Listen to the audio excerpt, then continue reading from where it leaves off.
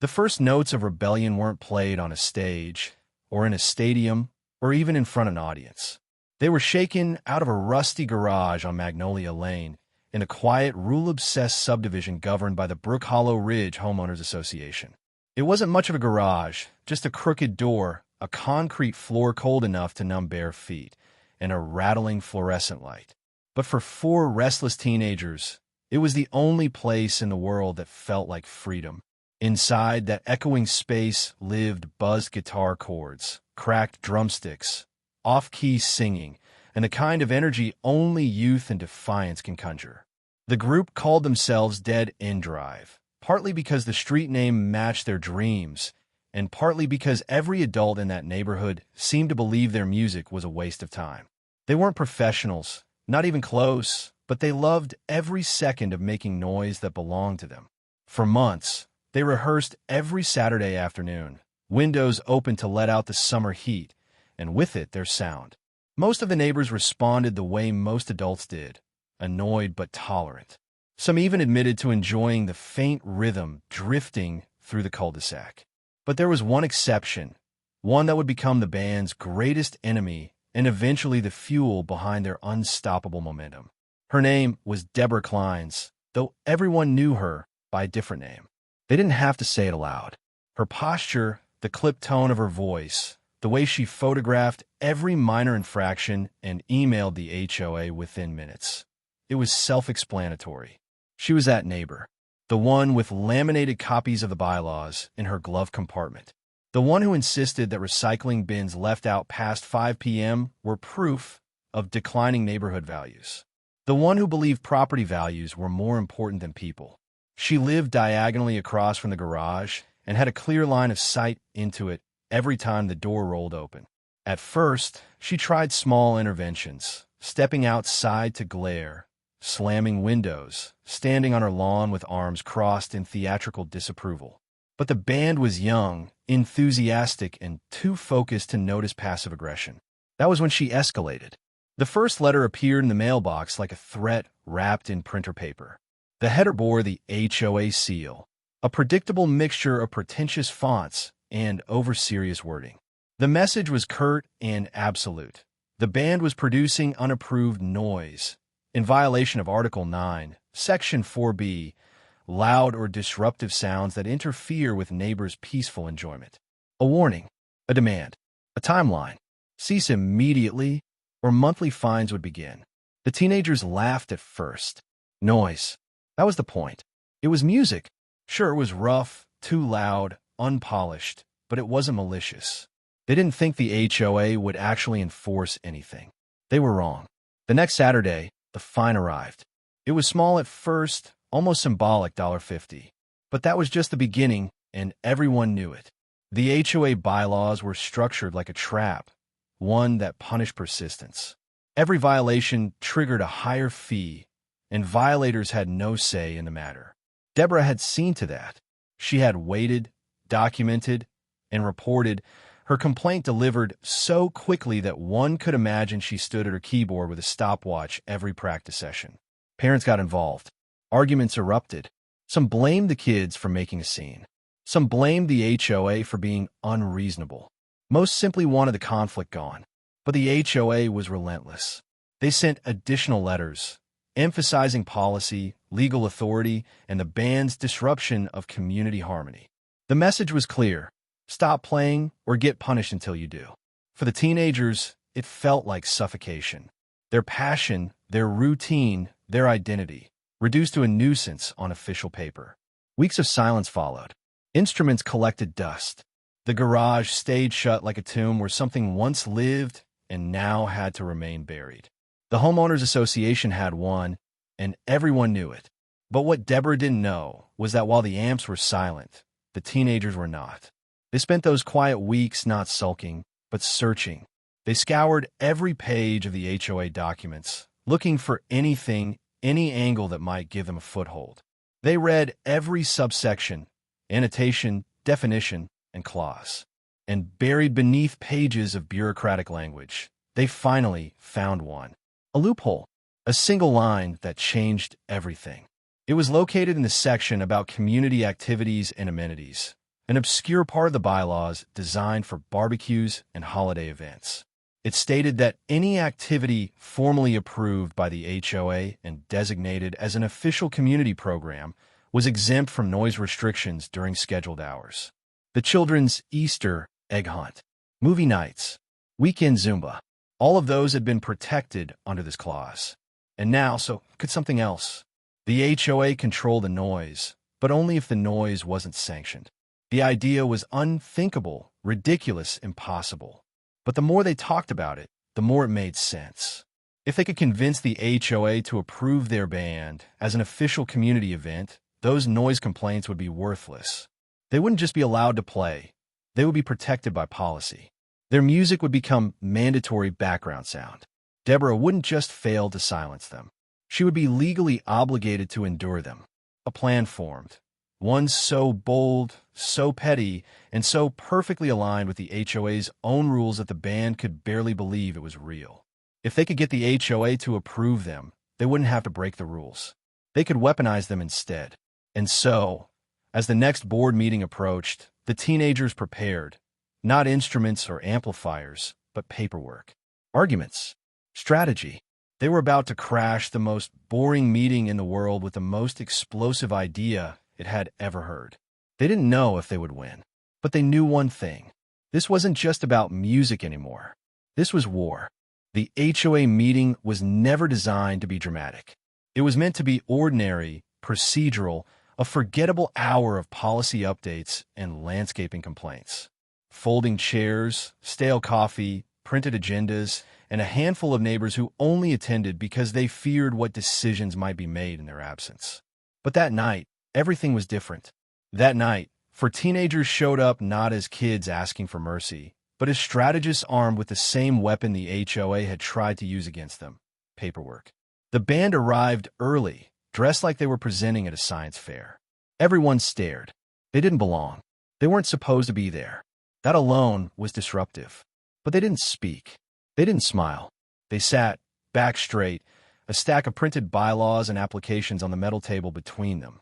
Their parents watched from the doorway, not knowing whether to be embarrassed or proud. Deborah was there too, positioned in her usual spot at the front, arms folded, pen ready, already anticipating victory. She had expected this fight to last weeks or even months, and she was prepared to win. In her mind, the battle was already over. The noise had stopped, the fines had been issued, and the band had gone quiet. The HOA had exerted its power, as it always had. But she didn't know what they were about to do. At the moment designated for members to present new proposals, the lead band member stood and submitted a community event request form. It was crisp, formatted, and undeniably official. Attached to it was a typed proposal outlining a bi-weekly HOA-sponsored music showcase, free, family-friendly, and open to all residents. They had listed it as a community arts enrichment activity, and under the requirement section, they had included a clause citing the exact regulation the HOA itself had written.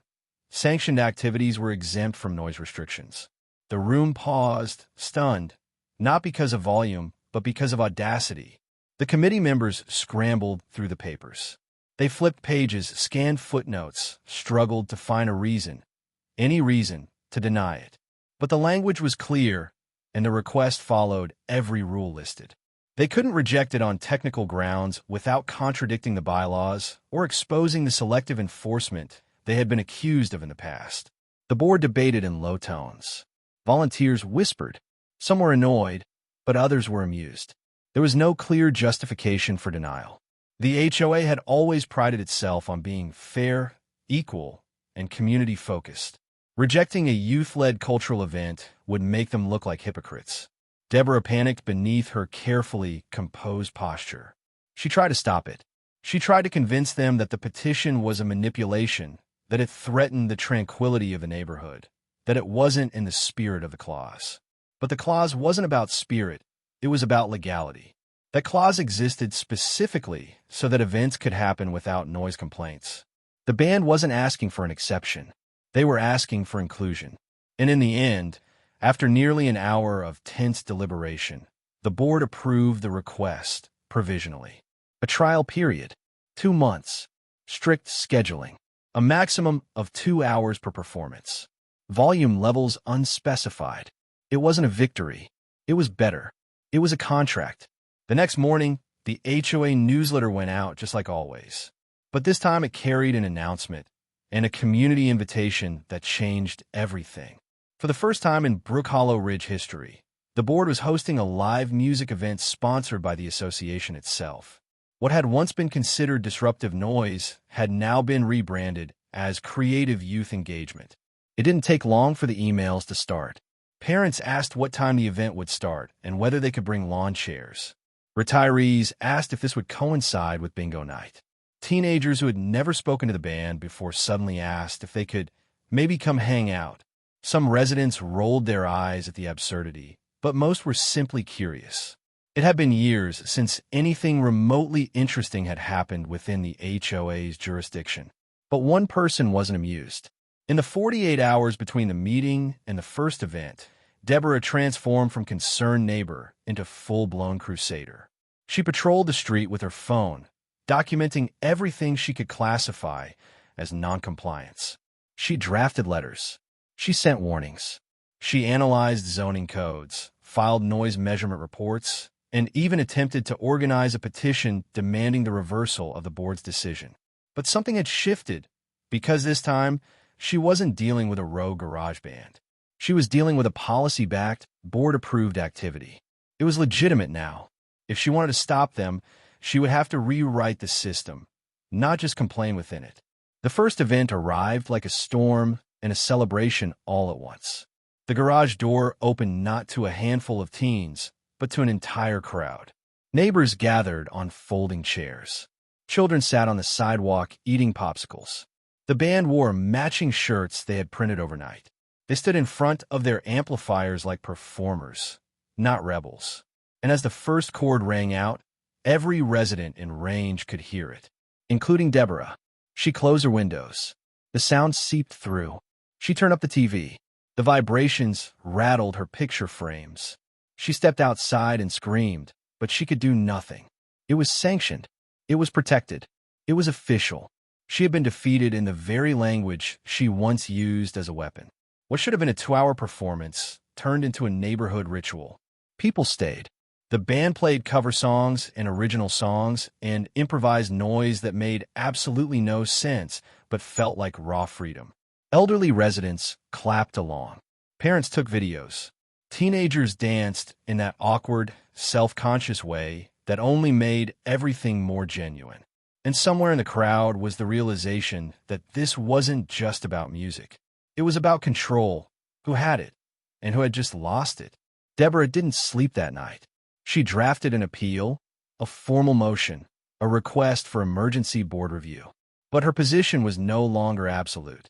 The system she had trusted was now being used against her, brilliantly, legally, and with an understanding of the rules she had never expected kids to possess. The band played again the next weekend, and the one after that, and every time their amps switched on, her blood boiled a little hotter. The war was far from over. The HOA had given them temporary approval, but expiration was coming, and Deborah was preparing for it. Her silence only meant that a counterstrike was forming. The teenagers had won the battle, but the next one would threaten everything they'd built. The weeks that followed felt like stolen time, an extended victory lap for teens who had never expected to win anything against the adults who ran their world. The band played every approved weekend, and with every gathering, the events grew bigger. What began as a neighborhood curiosity became a spectacle. People who didn't even live in Brook Hollow Ridge came to watch. The HOA had accidentally created the most popular recurring event in its history. They weren't just a garage band anymore. They had become entertainment, a tradition, a story people wanted to tell. But while the band reveled, someone else seethed. Deborah watched everything from her windows, from her driveway, and from the edge of every gathering. Every time the first guitar strum echoed across the cul-de-sac, her jaw locked tighter. Her life had once been defined by control, by order, rules, predictability. The HOA bylaws were her armor, her compass, and her shield. Now they were a cage. She had never been publicly challenged like this. never lost a battle in her own neighborhood. Each performance wasn't just noise, it was humiliation. The band had publicly outsmarted her, exposed her limits, and weaponized the very system she trusted to enforce her authority. For someone like her, it wasn't just annoying. It was unacceptable. The first thing she did was gather allies.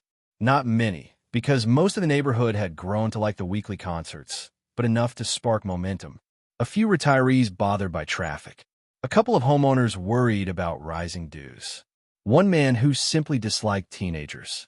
They weren't passionate supporters, but they were willing to sign papers. And that was enough. Her plan wasn't to argue about noise anymore. That fight was lost. Instead, she aimed to rewrite the landscape underneath the band entirely.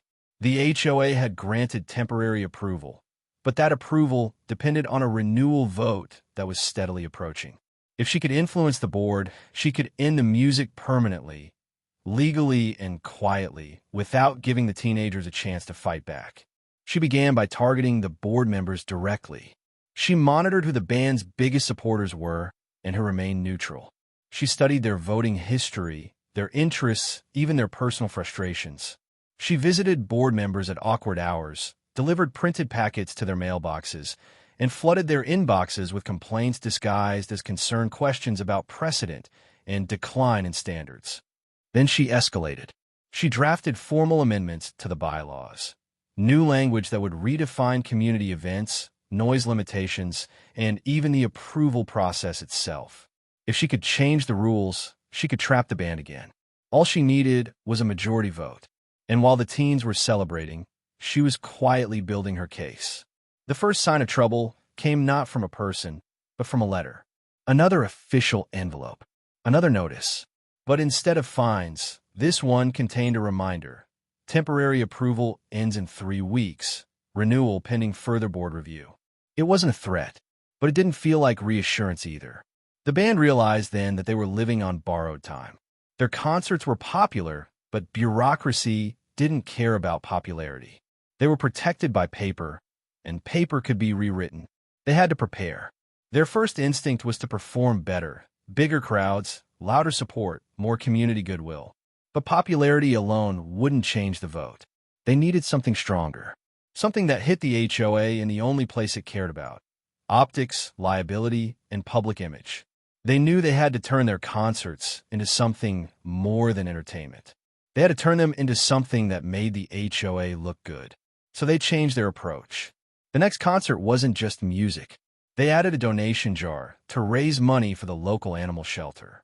They printed flyers framing the event as a youth outreach initiative. They invited local reporters. They encouraged parents to bring signs thanking the HOA for sponsoring the event. They knew board members were watching, and they wanted to make opposition look unreasonable. It worked. The news piece that aired wasn't about rowdy teenagers making noise. It was about local youths using music to build community and raise funds. The HOA was mentioned by name, credited as the sponsor. The board members who were on the fence were stunned.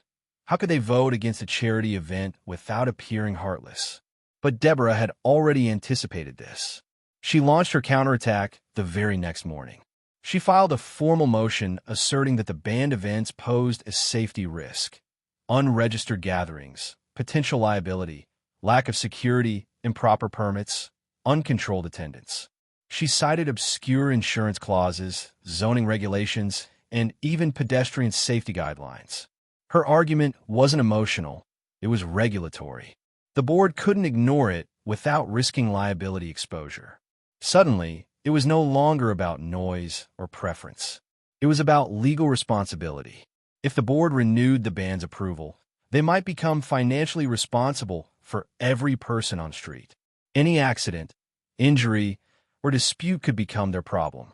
The tone shifted overnight. Board members who had been supportive now hesitated. One even withdrew public backing entirely. The HOA president, normally indifferent, called an emergency review session. The renewal vote would now be contentious. The band would need a majority to stay alive. And just like that, the teenagers realized that even their victory had limits. They were players in a game they barely understood, and their opponent had years of experience and a deep toolkit of tactics. Their concerts continued, but now every chord felt different. Not like freedom, but like countdown. They weren't just performing to enjoy themselves. They were performing to survive.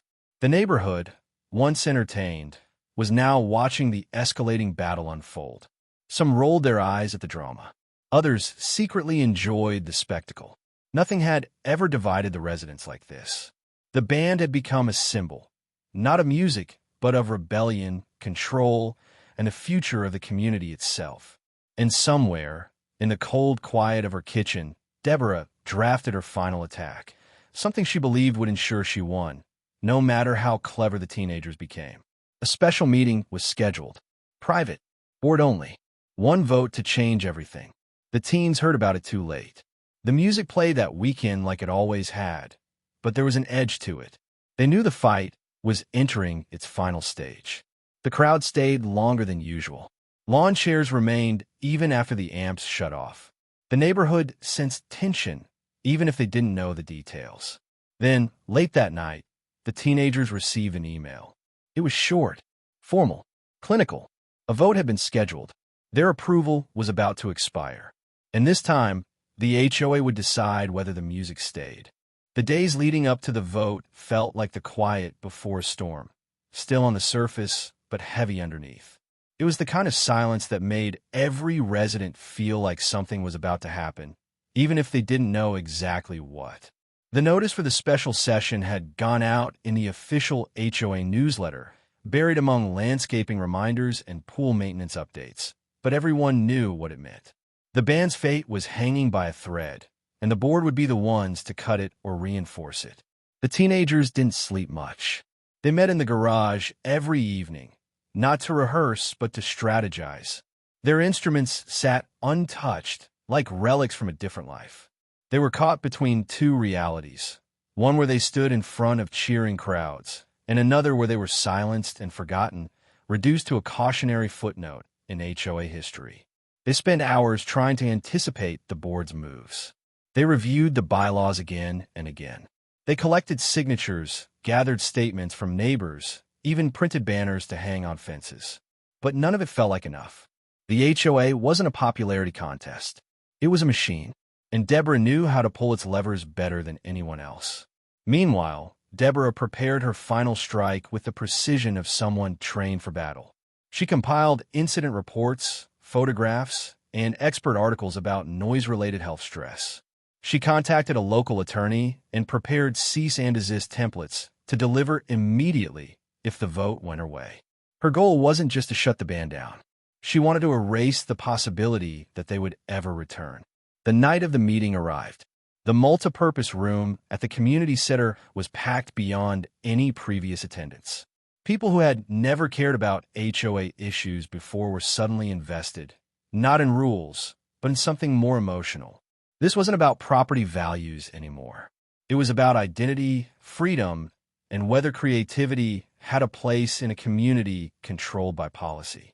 The board sat at the front table, shuffling through papers with the tense formality of a courtroom.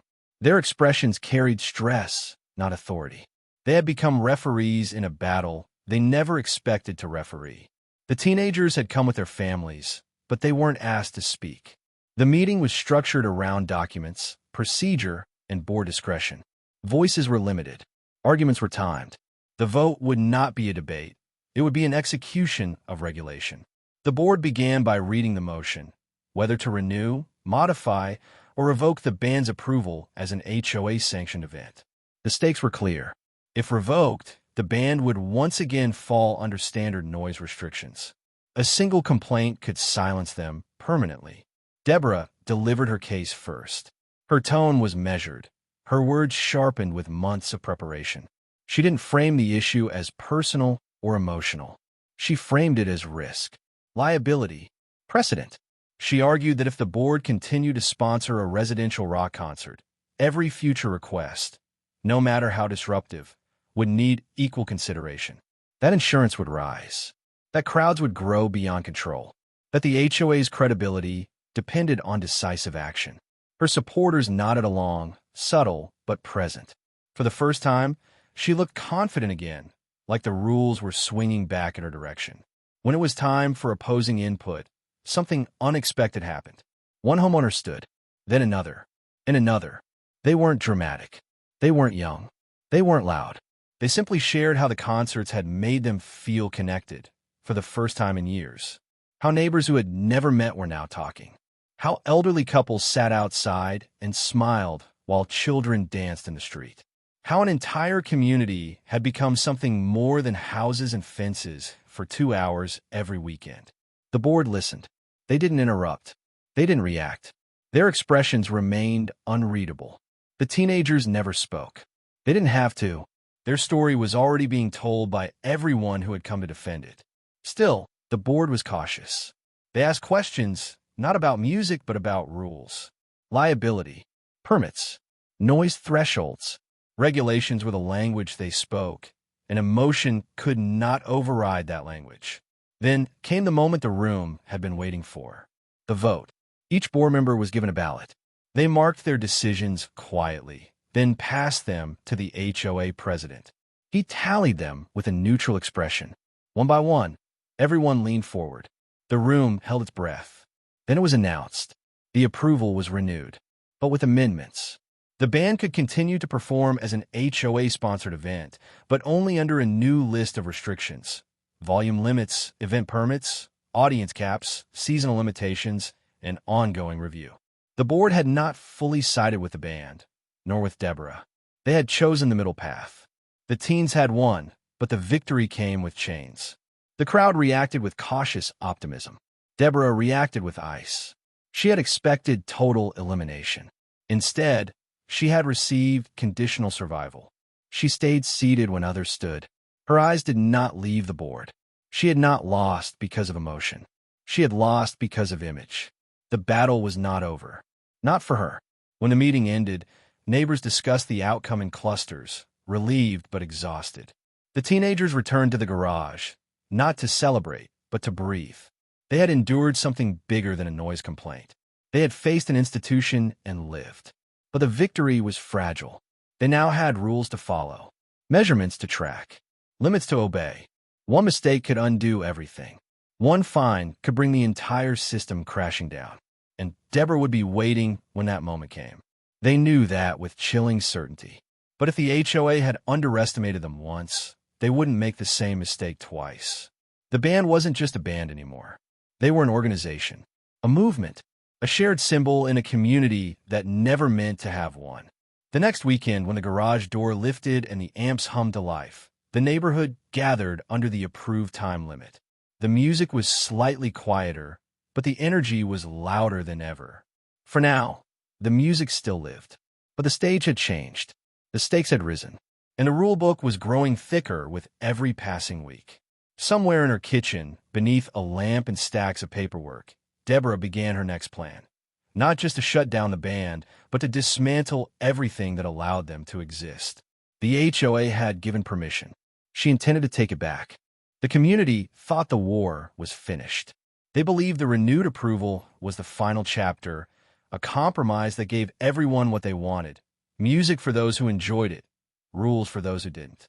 The teenagers could keep playing, and the HOA could keep control. It looked neat, balanced, over. But nothing about the situation was balanced, and nothing was over. The band understood that their survival now depended on precision. They no longer played with reckless volume or casual timing. They treated every performance like a legal obligation: decibel meters on their phones, a stopwatch tracking every minute, printed proof of their updated permits displayed like a trophy on a chair near the driveway. The garage had become half stage, half compliance office. They followed every rule. But Deborah wasn't counting on them breaking the rules. She was counting on breaking the rules for them. Her new approach was more calculated than anything she had attempted before.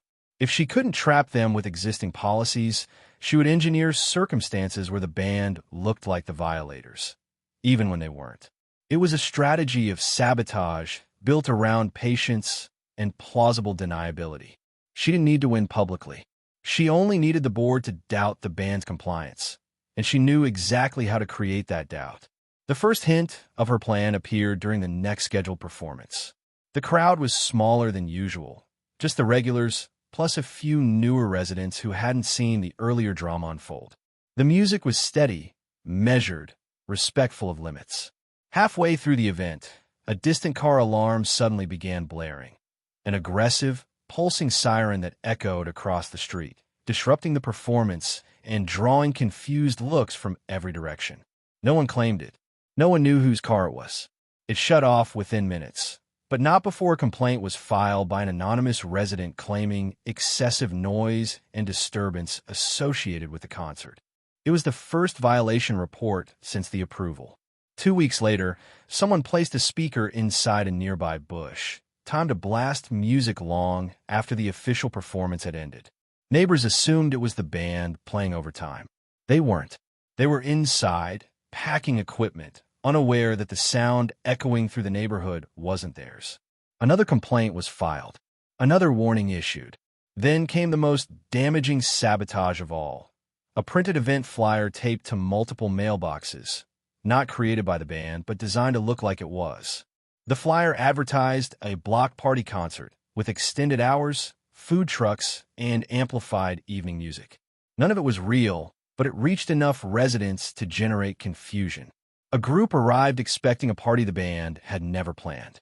Others, especially those opposed to noise, reacted with anger, believing the teenagers were expanding their events without permission.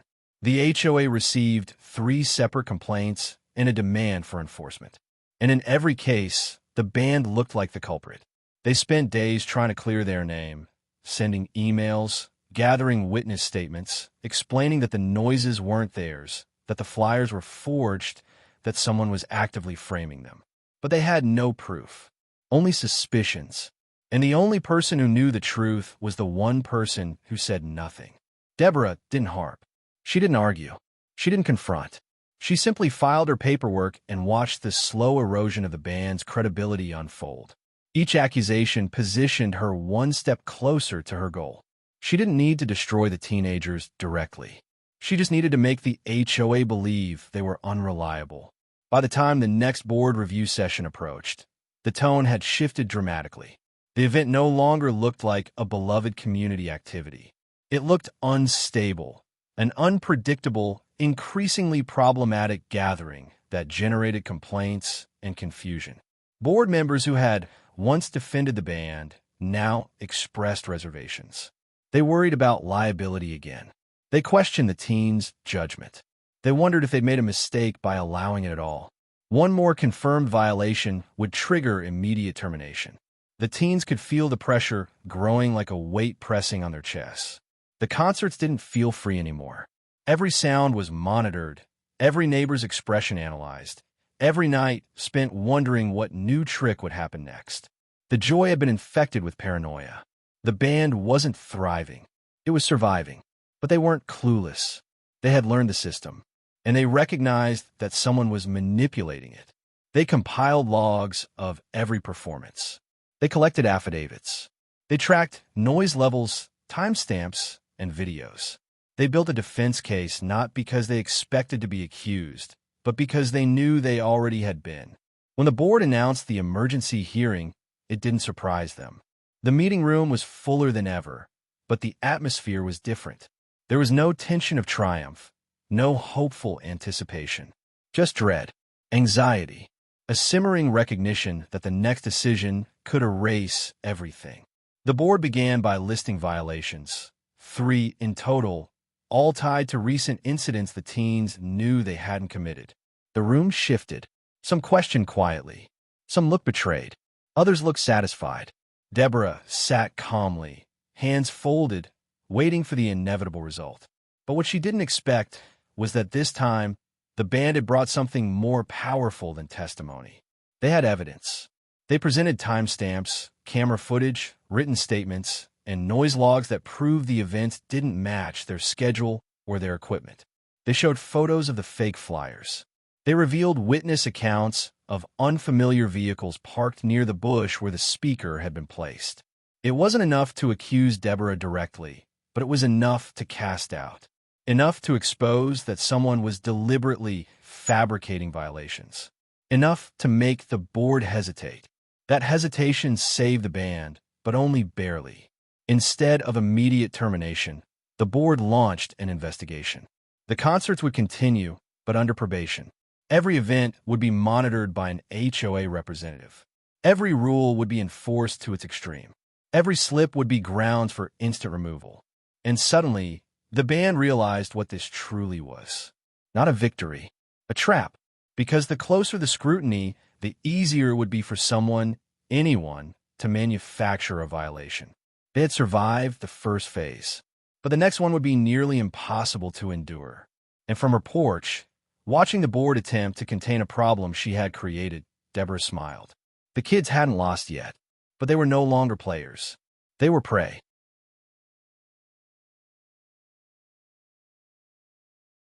The band knew they were running out of time. They could feel it in the way neighbors avoided eye contact, in the stiffly polite tone of the HOA monitoring volunteers, in the exhausted expressions of their own parents who had supported them for months and were beginning to buckle under the strain. The concerts that once felt like rebellion had become a survival test, measured by clipboards and stopwatches. They were no longer just performing. They were defending themselves, every second, every note. Probation meant surveillance, and surveillance meant inevitability. Even when they followed every rule perfectly, they could feel the expectation of failure lingering in the air, like a storm cloud waiting for lightning. The board didn't believe in them anymore. They believed in the next violation. All it would take was one misstep, one noise spike, one complaint, one claim, and the approval would vanish, taking their legacy with it. And Deborah was ready. She waited with calculated patience. Watching the system, she had manipulated tighten around the teenagers like a closing net. She had everything prepared: a final complaint, a drafted motion for immediate revocation, and enough documented concerns to sway even the most neutral board member. She believed it was just a matter of time. But what she didn't know, what she couldn't know, was that the teenagers had stopped playing defense. They were planning the final move. It began on a quiet weekday morning when the band, tired, frustrated, and nearly ready to give up, discovered something in the bylaws that no one had ever noticed before. A clause buried under layers of legal jargon. A clause so obscure it wasn't even referenced in the main index. It was old, older than most of the current board, likely drafted before the HOA ever expected anyone to care about it. It stated that any association-approved community activity that drew consistent attendance from 25% or more of the neighborhood over a period of 6 months must be considered for formal integration into the HOA's permanent programming structure. In plain terms, if a community event became popular enough, it didn't just get approval. It could become institutionalized, written into the permanent activity roster, no longer subject to renewal or revocation. And by the HOA's own attendance logs, the band had already met that requirement. They didn't need permission anymore. They needed recognition. So instead of preparing for another hearing, they prepared a proposal, one that would turn the HOA's temporary mercy into a long-term victory. It was formal, professional, and backed by statistics, attendance, volunteer involvement, fundraising totals, and even quotes from local newspapers. They weren't asking to stay. They were asking to become official. The motion was submitted 24 hours before the board meeting, the same meeting where Deborah planned to finalize their removal. It hit the board like a shockwave. Suddenly, they weren't deciding whether to cancel a noisy event. They were deciding whether to deny their own established policy about community engagement and participation. If they rejected the proposal, they would be breaking a rule openly and without justification. And that was something HOA boards feared more than noise: legal precedent. The room that evening was full beyond capacity, but this time it wasn't silent tension. It was anticipation. The community had taken sides. Some showed up with petitions demanding the music stay forever. Others appeared with folders, statements, and noise reports gathered at Deborah's urging. Deborah walked in expecting victory. She left realizing the nightmare she'd spent months trying to prevent had already begun. Because when the board reviewed the attendance logs, the fundraising totals, the compliance records, and the archival language of their own policies, they realized they had no legal basis to deny the band's request. They had created the loophole years ago, and now it belonged to the teenagers. The vote was slow, tense, reluctant, but it passed. The band was now permanently recognized in the HOA's official programming, protected from revocation except by a supermajority, something nearly impossible to achieve. Their concerts were no longer a temporary privilege or an exception. They were a fixture of the neighborhood. And every Saturday afternoon, unless the entire community rose up to stop them, their music would legally reverberate across the cul-de-sac. The room erupted. Some cheered as if they'd witnessed history. Others muttered in disbelief. But none reacted like Deborah. She didn't shout or argue or demand a hearing. She stood still, pale, realizing she had just lost not only the battle, but the war. Her power had evaporated, not because she had been ignored, but because she had been outplayed at the one thing she valued most, the rules. The teenagers didn't celebrate loudly. Their reaction was quieter, deeper, heavier, a relief that didn't feel like triumph yet, just release. They had fought an institution and learned the hardest lesson of all. The people in power don't always win. Weeks passed. The music continued. The fear didn't. The concerts grew more organized. They became charity drives, seasonal events, youth showcases. They gained equipment, sponsorships, and volunteers. What once looked like rebellion looked now like legacy. And yet, something strange happened. Over time, the noise didn't feel like noise anymore. It became part of the neighborhood sound. Even the residents who once complained began to adjust, some begrudgingly, some reluctantly, some after realizing that life didn't fall apart just because a guitar riff traveled across the lawn. Families planned dinners around the schedule. New homeowners were told about the band when they moved in. A few even brought chairs and listened from across the street. One day, long after the war had ended, Deborah moved away. No announcement, no farewell, no confrontation. Her house went up for sale, and for the first time in years, the blind stayed open. Her departure wasn't mourned, but it was noted. The HOA shifted without her, quieter in some ways, but more human in others. The band never forgot her, not out of anger, but out of gratitude. She had been the obstacle that forced them to outgrow themselves. Without her, they would have remained just a garage band for a while, then faded. With her, they became something permanent, something respected, something that changed the rules instead of breaking them. Many years later, the HOA's official community guide included a line under the activity section. Live Youth Performance Series, established as a permanent Brook Hollow Ridge program in recognition of cultural value, resident participation, and positive community impact. Below it, someone had written in parentheses, formerly known as that noise from the garage. And every Saturday afternoon, like clockwork, the garage door rolled open. The amps warmed up, and for 2 hours, the neighborhood that tried to silence them heard their music, loud, unapologetic, and completely legal. The band never stopped playing, and Deborah never stopped listening, even after she was gone.